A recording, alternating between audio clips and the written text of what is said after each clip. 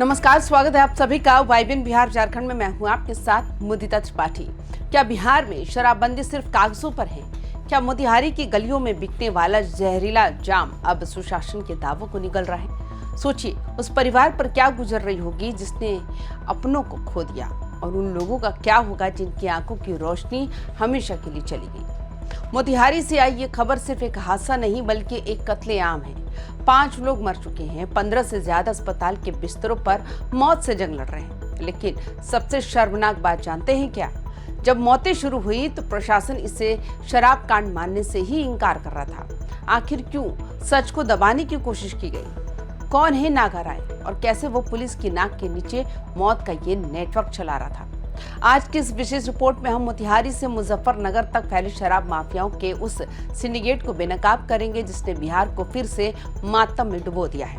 तो वीडियो को अंत तक जरूर देखिएगा, क्योंकि आपकी और आपके अपनों की सुरक्षा का सवाल है।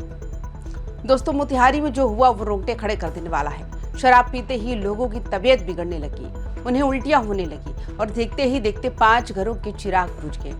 प्रमोद यादव और हीरालाल भगत जैसे नाम आज सिर्फ पुलिस की फाइलों में दर्ज होकर रह गए। हैरान करने वाली बात यह है कि जो लोग 15 लोग अस्पताल में भर्ती हैं, उनमें से कई लोगों ने अपनी आंखों की रोशनी तक खो दी।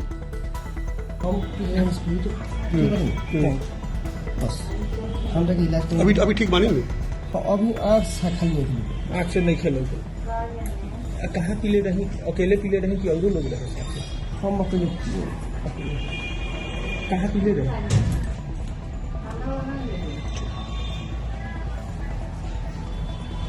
डॉक्टरों का कहना है कि ये शराब नहीं, सीधा जहर है। शुरुआत में जब स्थानीय लोगों ने शोर मचाया तो पुलिस ने कहा ये बीमारी है, लेकिन जब लाशें गिरने लगी तब जाकर प्रशासन की नींद खुली।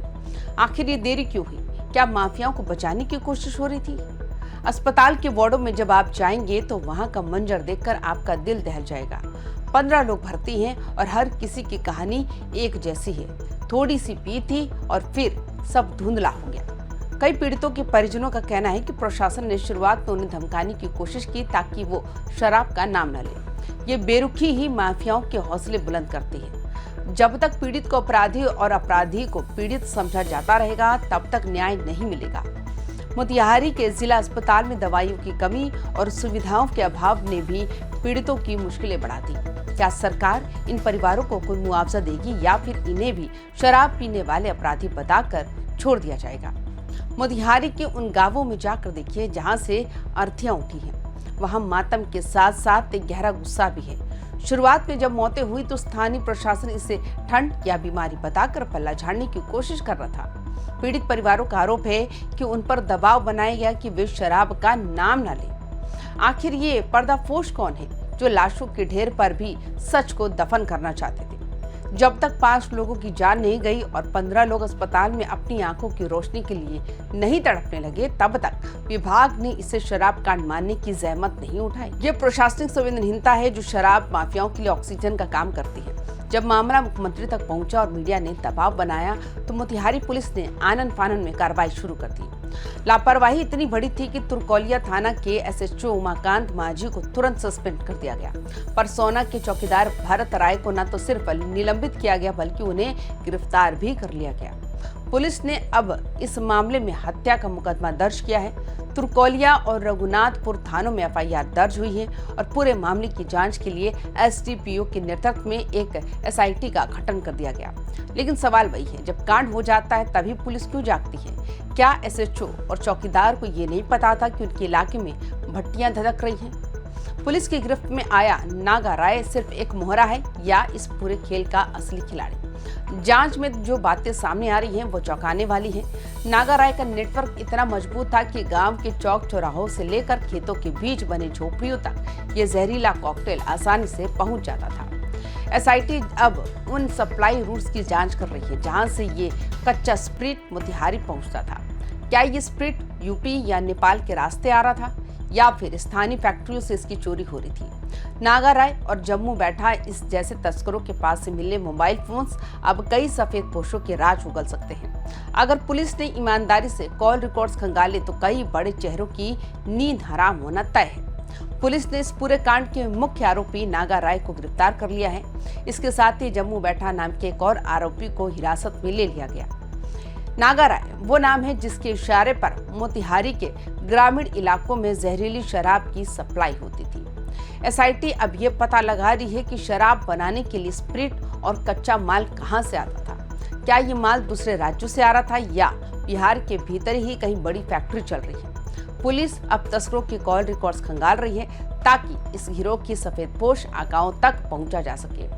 मोतिहारी में इस वक्त हर तरफ पुलिस की छापेमारी चल रही है, लेकिन डर इस बात का है कहीं नागा राय के और भी साथी अभी भी खुलेआम जहर न बेच रहे हों। मोतिहारी की इस घटना के बाद मुजफ्फरपुर पुलिस भी अलर्ट मोड पर है।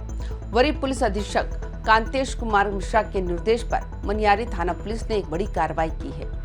एक पिकअप और 2 स्कॉर्पियो गाड़ियों से करीब 1400 लीटर विदेशी शराब बरामद की गई। उधर बरियारपुर में भी पुलिस ने दर्जनों शराब की भट्टियों को ध्वस्त कर दिया। सैकड़ों लीटर अर्धनिर्मित शराब को मौके पर ही बहा दिया गया। ये कार्रवाई दिखाती है कि अगर पुलिस चाहे तो माफियाओं की कमर तोड़ सकती है, लेकिन क्या ये सख्ती हमेशा रहेगी या फिर कुछ दिनों बाद फिर से भट्टियां धधकने लगेंगी। मनियारी में 1400 लीटर शराब पकड़ना और बरियारपुर में भट्टियां तोड़ना, ये कार्रवाई तो हर शराब कांड के बाद होती है, लेकिन सवाल ये है ये भट्टियां फिर से क्यों धधकने लगती हैं। बरियारपुर के थाना अध्यक्ष ने दल बल के साथ छापेमारी कर सैकड़ों लीटर अर्धनिर्मित शराब को नष्ट तो कर दिया, लेकिन क्या उन जमीनों के मालिकों पर कार्रवाई हुई जहां ये भट्टियां चल रही थी। जब तक शराब माफियाओं की संपत्ति कुर्क नहीं होगी और उन्हें राजनीतिक संरक्षण मिलना बंद नहीं होगा, तब तक मोतिहारी और छपरा जैसे कांड बिहार की नीति बने रहेंगे। एसएसपी कांतेश कुमार मिश्रा का हंटर तो चल रहा है, लेकिन क्या ये हंटर सिस्टम के भीतर बैठे उन काली भेड़ों तक पहुंचेगा जो माफियाओं को रेड की जानकारी पहले ही दे देते हैं। याद कीजिए, इसी साल मार्च में छपरा के मशरक में भी 4 लोगों की जान गई थी। हर बार कांड होता है, हर बार एसआईटी बनती है और हर बार कुछ पुलिस वाले सस्पेंड होते हैं, लेकिन नतीजा क्या निकलता है? 0।